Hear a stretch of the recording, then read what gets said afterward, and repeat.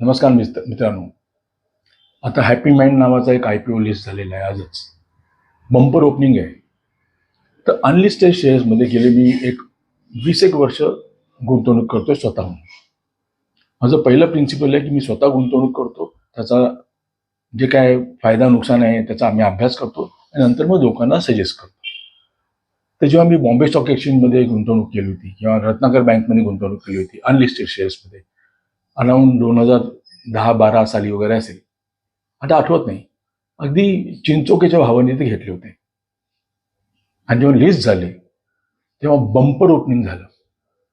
BSE तर 1200 रुपयाला list झाला, रत्नाकर बँक 700 रुपयाला लिस्ट झाला, HDFC standard light bumper opening झालं. पण ते कायमच असं होईल असं नाही, कारण का ते मार्केट कंडिशनवर ते डिपेंड असतं. हे तुम्ही करावं का? तर हो, जर तुम्हाला वेल्थ क्रिएशन करायचं आहे तर थोडेसे पैसे घालून गुंतवणूक करून ह्याचा अभ्यास करायला हरकत नाही. हे सर्व लिगल आहे. ह्याचे AGMच्या नोटिसेस येतात, आपल्याला डिव्हिडंड मिळतात, सर्व काही स्वच्छ व्यवस्थित असतं, फक्त हे लिस्टेड नसतात. त्याचबरोबर लिस्टिंग झाल्यानंतर ह्याला एक लॉकिंग पिरियड असतो. तो लॉकिंग पिरियड झाल्यानंतरच आपल्याला तो ओपन मार्केटमध्ये विकता येतो. Only for financial education.